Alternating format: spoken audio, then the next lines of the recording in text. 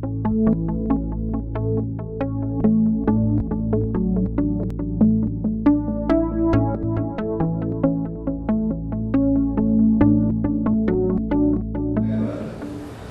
Bapak Ibu dan Ibu sekalian, Assalamualaikum warahmatullahi wabarakatuh. Selamat menjelang siang dan salam sejahtera buat kita semua. Oke, sebagai introduksi, saya sebenarnya masuk di TK ini agak aneh waktu itu karena ayah ibu saya itu adalah guru SMA. Kebetulan waktu itu beliau itu nggak tahu dari mana perpustakaan ambil buku namanya Agenda Nubika. Nubika itu singkatan dari nuklir, biologi, dan kimia. Di situ ada cerita-cerita tentang bagaimana membuat bom, bagaimana membuat yang aneh-aneh itu gitu.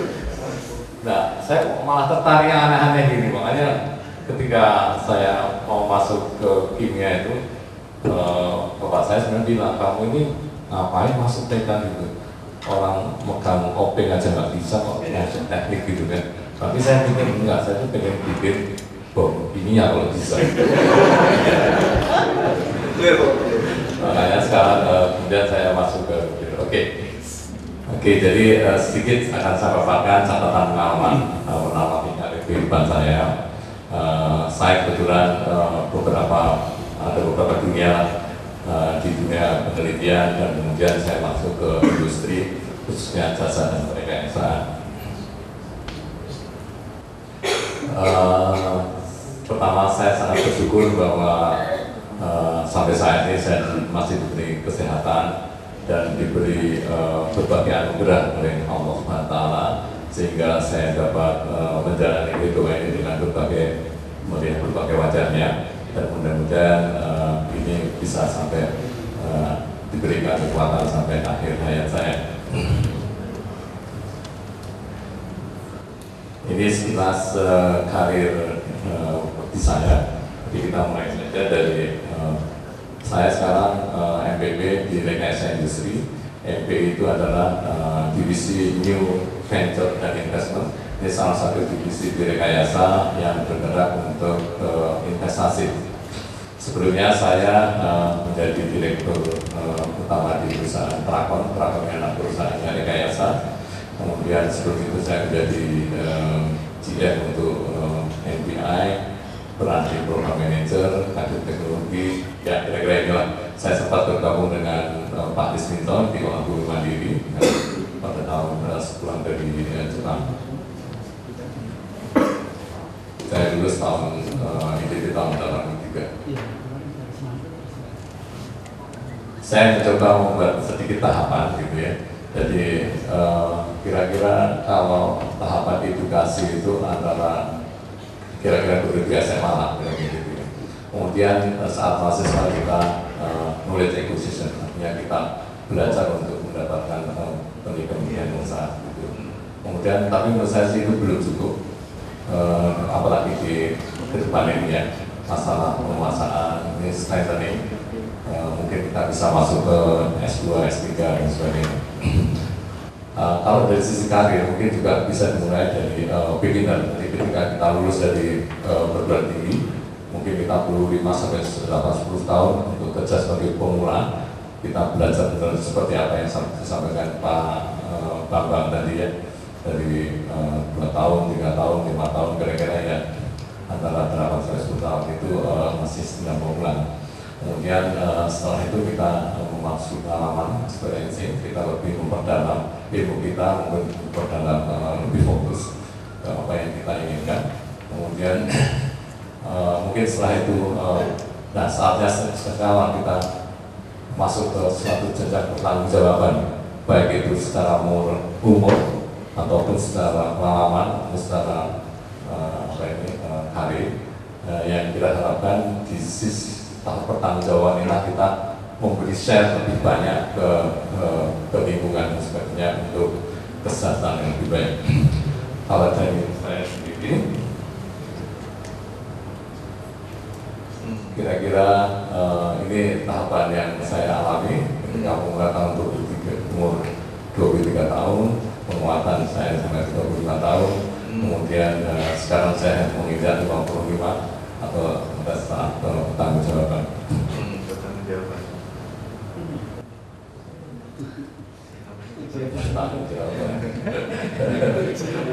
Baik, kalau CV itu biasanya kan dilihat dari yang tertinggi dulu. Saya coba berangkat dari apa posisi saya terakhir. Jadi saya sampaikan tadi saya bekerja di NBI untuk investment. Nah, dari pengalaman itulah kira-kira beberapa hal yang bisa saya sampaikan, bahwa sebenarnya konsep bisnis itu sangat fleksibel seperti Pak Tormon Sadio sampaikan dan terbuka peluang inovasi dan kreativitas. Artinya ini agak sedikit berbeda dengan kalau kita ngomong dengan engineering. Engineering ini udah pasti, udah ada code-nya, ada standarnya dan sebagainya. Kita harus mengikuti. Tapi kalau di bisnis, saya rasa ini sangat fleksibel. Jadi nggak ada patokan, ada patokan-patokan, tapi ada juga hal-hal yang sangat terbuka peluang untuk melakukan kreativitas kita. Nah, apa yang kita perlukan dalam berinvestasi ini? Seperti ini pada umumnya ya, kita harus menangkap dengan sendiri opportunity yang ada. Karena kadang-kadang hal kecil, tapi ini bisa membuat suatu bisnis, membuat suatu rangkaian bisnis yang menguntungkan. Banyak di antara kita misalnya tidak berpikir membuat baut itu suatu bisnis yang sangat besar, misalnya. Banyak juga kita membuat klep dari karet dan sebagainya, itu sesuatu sebenarnya sangat besar, potensinya sangat besar, dan itu harus kita lihat dan kita tentu saja kita lakukan analisa risiko dan yang lebih lagi adalah kita realistis. Seringkali juga kita terjebak pada bisnis-bisnis yang belum proven. Cita-cita kita bagus bahwa ini akan membangun ini, membesarkan ini dan sebagainya. Ini adalah proposal dan sebagainya. Tapi dari sisi bisnis jelas kita harus realistis bahwa apakah bisnis ini bisa laku, bisa ke pasar, ataukah hanya kita bisa memproduksi. Nah, ini yang sesuatu yang perlu juga dilihat gitu. Dan mencari untuk bertindak ini yang seringkali kita maju mundur. Karena kita di otak kita, karena kita biasa menghitung matematik dan sebagainya, otak kiri kita ini lebih banyak ke hal yang risiko, bagaimana risiko. Sebenarnya padahal di sisi lain kita sebenarnya dikaruniai untuk bagaimana memitigasi, dan inilah yang mungkin perlu sekali lagi kita kembangkan supaya kita bernyali untuk bertindak. Nah, pengalaman saya, kebetulan saya ini bekerja belum sebagai entrepreneur, tapi sebagai fasilitator untuk aktivitas investasi. Dari beberapa pengalaman ini menunjukkan bahwa memang dalam penanganan ini kita perlu pengetahuan yang cukup komprehensif. Artinya dari sisi teknikal kita harus mengetahui paling tidak dasar-dasar dan sebagainya. Kemudian dari sisi legal, ini sangat penting karena pada akhirnya masalah legal ini akan menjadi juga titik yang menentukan pada saat terjadi konflik. Kemudian yang lain adalah proses bisnis dan jejaring relasi. Baik, kemudian keterlibatan saya di rekayasa itu pada tahun 2009 dan 2012 saya dipercaya oleh pemegang saham rekayasa industri untuk menjadi direktur utama. Sebenarnya penunjukan pemilihan sebagai direktur utama ini mendahului ide-ide dari Pak Jokowi. Ini dirintis oleh Pak Hengki. Jadi BOD itu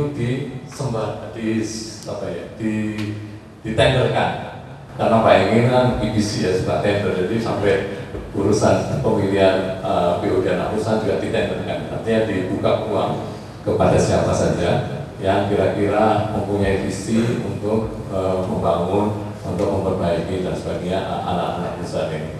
Dan kebetulan saat itu ada 3 kandidat dan alhamdulillah saya berdasarkan rapat full, artinya pada saat itu fit and proper itu dilakukan tidak hanya oleh pemegang saham artinya Pak Hengki waktu itu sebagai direktur utamanya, tetapi juga tingkat VP.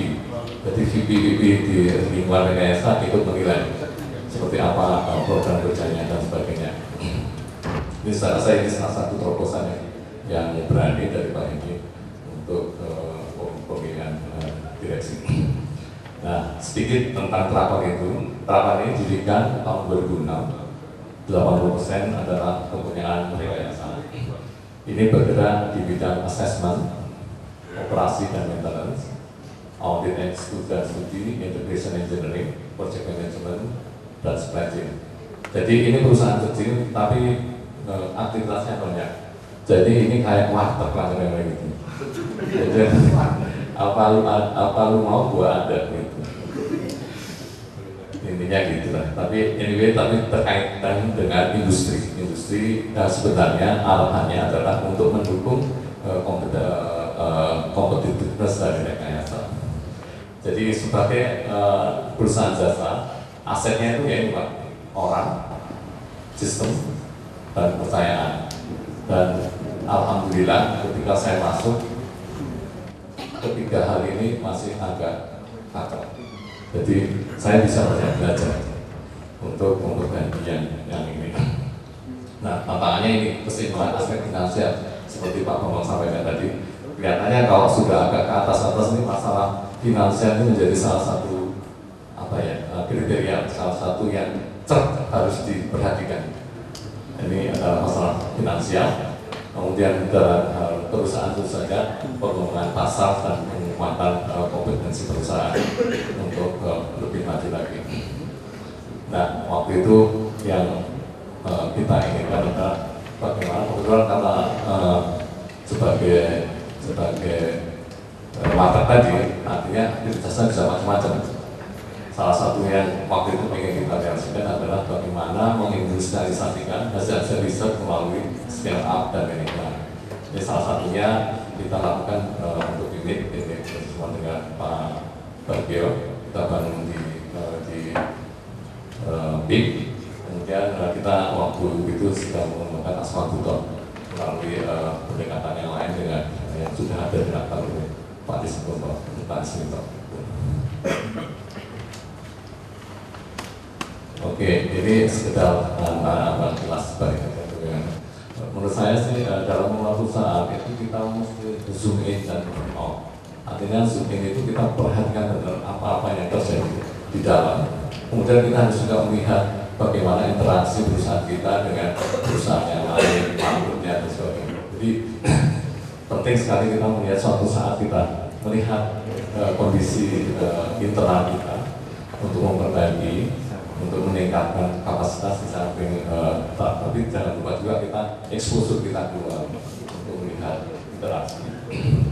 Kemudian kebetulan ini saya belajar dari hal-hal yang ada masalah waktu itu, sehingga menurut saya kita perlu prioritas fokus dan disiplin, khususnya ini dalam penanganan finansial ya, karena kadang-kadang kita ini masalah membayar kita begitu.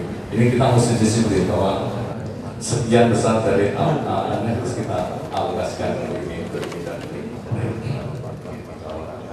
Kemudian pengelolaan sebenarnya ini bisa dibaca dengan yang lain.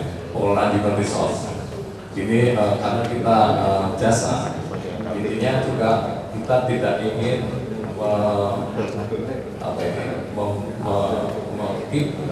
banyak orang yang nantinya akan memberatkan perusahaan. Oleh karena itu kita harus bisa meminimalisir in-house, artinya inti saja yang kita pertahankan. Sementara kita harus memaksimalkan outsource. Kita cari kerjasama dengan berbagai macam institusi. Ini beberapa hal yang mungkin waktu itu kita lakukan. Salah satu yang penting juga pendekatan personal, karena bagaimanapun juga karena ini jasa, karena ini personal ini sangat menentukan bagaimana apa ini bahkan bisa menjadi memberi beban yang mahal kalau kita tidak bisa melakukan pendekatan personal, khususnya di rekayasa misalnya masalah loyalitas ini waktu itu dan sekarang saya akan sangat susah karena terus terang tantangan di luar sangat banyak. Artinya EPC di luar sudah sangat banyak, mereka sangat maju, mereka memberikan mungkin penawaran benefit yang lebih bagus dan sebagainya, sehingga masalah loyalitas bagaimana loyalitas sangat diperlukan untuk perusahaan agar dapat maju dengan baik. Nah waktu itu tantangan saya jadi menurut saya ke depan itu suatu perusahaan itu harus punya mimpi dan target. Target ini secara angka ditunjukkan dengan masalah revenue, masalah sales. Ini sangat penting karena tanpa ini kita tidak punya gairah untuk lebih maju lagi. Apa yang mau diachieve, apa yang bisa kita capai itu akan agak hambat. Tentu saja tujuan yang lain adalah bagaimana mensejahterakan karyawan ini dengan lebih baik. Baik, sedikit ini menurut saya sih di samping kita bekerja, kita juga harus membekali diri kita dengan suatu suatu terkaitan dengan masalah-masalah religi. Kemudian kebetulan saya ada di masalah sifat-sifat yang harus kita lakukan, yaitu amanah, fatolak, sidik dan tablik. Fatolak ini bukan fatolak yang sedang bermasalah, tapi fatolaknya saya cerdas, harus melakukan mengelola perusahaan yang cerdas dan terbuka, transparan dan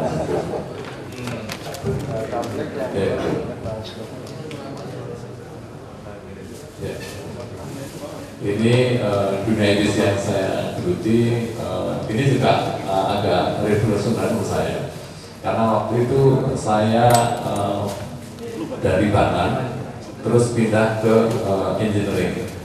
Nah ini juga kalau bukan Pak Hengki waktu itu saya rasa tidak ada orang yang berani senekat ini, karena terus terang saya kan ngomongnya itu kalau di laboratorium kita ngomong masalah molekul, masalah milimeter, mililiter dan sebagainya. Sementara kita ngomong di industri masalahnya meter kubik. Kalau kita bisa sampaikan masalah dari juta rupiah ke juta dolar, ada konsekuensi liability dan sebagainya.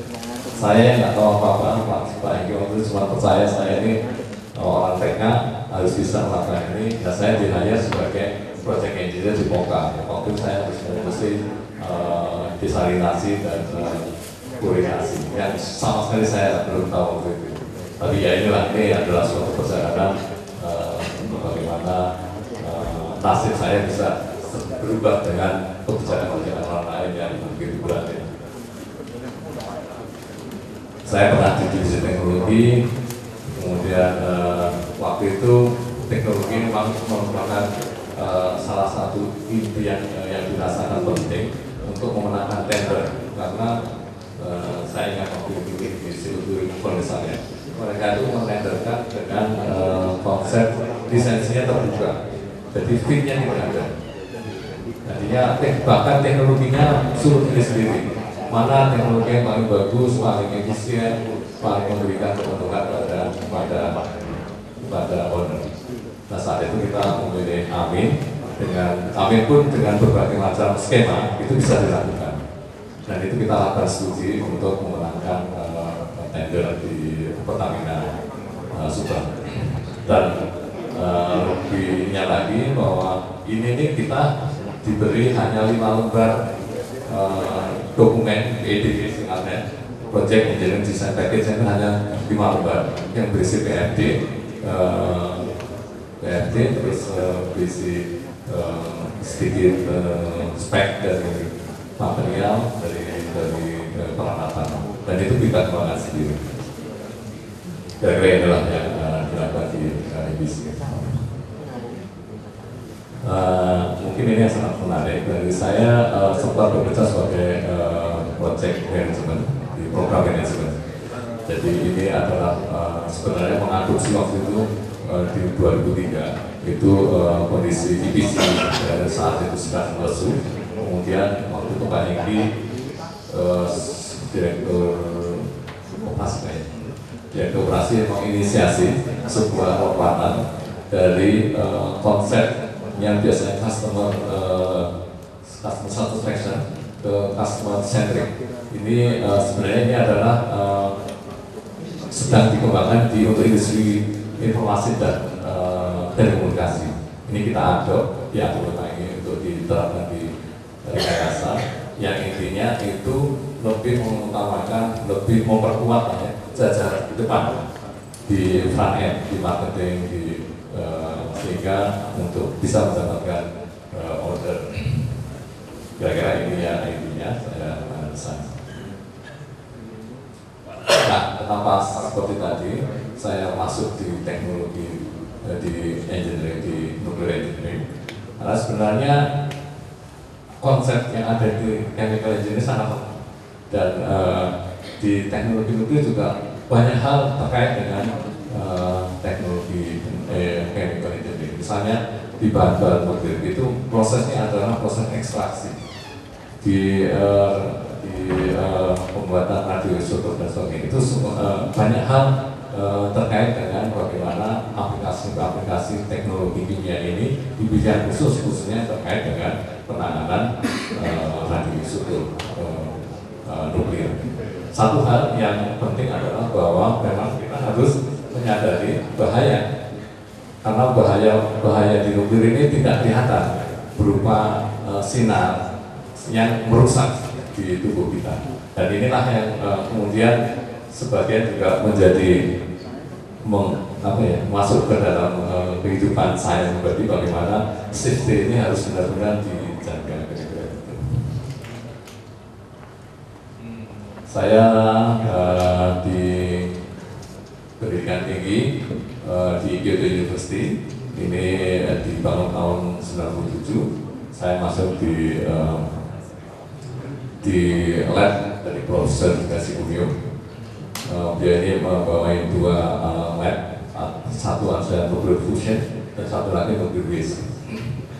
Nah, saya masuk mungkin sedikit ini. Jadi di Jepang ini lebih kuat di sisi laboratorium, bukan simulasi juga ada, tapi lebih ke physical laboratorium. Dia bilang ya sama.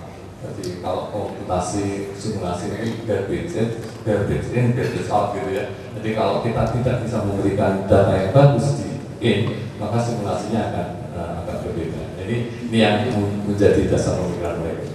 Saya bekerja dengan uranium, dengan neptunium, dengan waktu paruh 1,6 juta tahun. Ini adalah merupakan hasil fisi dari uranium ketika di reaktor.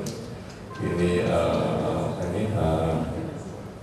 yang dengan melakukan simulasi bagaimana kondisinya kalau jauh di bawah tanah. Ini sekilas saja sebenarnya bagaimana nuklir waste itu disimpan di dalam perut bumi. Sebenarnya kalau dari konsepnya sudah sangat maju saya rasa. Baik itu menggunakan barrier alami ataupun barrier engineer barrier. Jadi apa yang saya lakukan adalah bagaimana melihat interaksi ini, meskipun itu jauh di bawah di bawah permukaan, di underground, tapi bagaimana kemungkinannya radionukleid itu rilis ke environment dengan berbagai macam kondisinya. Yang saya dapati bahwa di bawah kondisi jauh di bawah ini terjadi neptunium 4 yang bisa membuat poluit dan sebagainya. Ini sedikit informasi lah ketika saya di sana bagaimana. Jadi di laboratorium memang secara total tim itu mereka sangat kompak, ya. Ada banyak bukan terbuka di sana, namun dalam budaya Jepang artinya gini, kalau dia sensei itu profesor maksudnya. Kita bisa berdebat macam-macam, tapi pada akhirnya misalnya keputusan yang sudah didapat ini seolah-olah menjadi haknya dari sensei tersebut. Jadi kita oke lah kita ikut, tapi yang ngomong nanti kalau keluar dan sebagainya itu adalah sensei. Kita kan gitu. Nah kalau di internal sendiri, saya lihat satu hal yang sangat menarik adalah bagaimana mereka mendokumentasikan semua hasil analisanya, baik itu kepakai ataupun tidak kepakai. Karena seringkali juga hasil analisa kita hari ini, kemudian yang tidak kita catat hari ini, 2 bulan lagi terpikir seperti itu, tapi kita nggak punya catatan, sehingga kita mengulang lagi. Nah ini tidak terjadi di sana. Terus ini salah satu yang ini. Nah ini saya di ITB, menurut saya sih chemical engineering yang kita bahas ini cukup lengkap, meskipun pada untuk memaksimalkan di jenjang karir kita memerlukan tambahan-tambahan pengetahuan, misalnya manajemen bisnis, project management dan sebagainya. Dan satu hal yang mungkin perlu sedikit ini adalah masalah legal dan finance. Mungkin ini perlu diintroduce ketika kita belajar, karena ini ternyata di ujung-ujungnya kalau sudah sampai tingkat apa-apa dan sebagainya, ini menjadi salah satu hal yang sangat penting untuk kita pelajari. Dan perlu juga kita fleksibel saja, kita tidak harus chemical engineering seperti ini, kan gitu. Tapi kita harus apa sih artinya garis merahnya di perusahaan ini, di aktivitas ini. Saya rasa itu tidak jauh dari apa yang kita pelajari di chemical engineering. Dan satu adalah perlu penguatan kewirausahaan, karena ini saya rasa sangat membantu industri di Indonesia. Ini sedikit saja saya coba dari Mbak Google. Jadi kalau kita ingin berwirausaha dari adik-adik yang nantinya lulus ke depan, ini kalau kita petakan itu ada sifat orang itu ada introvert, ada extrovert, ya. Dan di sini ada sensing dan ada intuitif. Jadi ada orang yang punya intuisi bisnis yang tinggi, tapi ada orang yang melihat dulu, menganalisa sesuatu dan sebagainya. Jadi kalau dipetakan kira-kira ada 8 posisi, ada kreator, ada star, supporter, dealmaker, trader, akumulator, dan ini misalnya ini apa Mahnifa ini. Jadi orang-orang di sini ini cenderung memultiplikasikan apa yang ada di dia untuk menjadi salah satu bisnis yang dia ikuti. Masing-masing dari tipe ini ada startnya gitu ya. Misalnya untuk kreator ini kita lihat misalnya ada Bill Gates, ada Steve Jobs, mereka itu sangat intuitif dan tinggi sekali kalau kita lihat tadi. Tapi juga ada misalnya di supporter, itu bukan hanya mudah dengan CEO di Microsoft, di Jack Welch. Ini adalah orang-orang yang tipenya adalah tipe supporter. Ini mungkin sekedar ini ya, nanti mungkin kalau bisa dilihat tipe jadi gitu ya. Baik, sebagai penutup, menurut saya sih kita perlu suatu rintisan perusahaan riset di chemical engineering dengan konsep manajemen dan menurut kaidah bisnis. Menurut saya di chemical engineering ini seperti penyanyi, penyanyinya bagus-bagus, cuman bagaimanapun juga perlu manajer. Pasti bahwa di sini akan jengah lah, harus ngomong dengan klien, harus menemani untuk misalnya membuat invoice, menarik invoice dan sebagainya, memasarkan kemana-mana. Ini sesuatu yang mungkin tidak enak di kita, tapi ini diperlukan untuk sebagian perusahaan.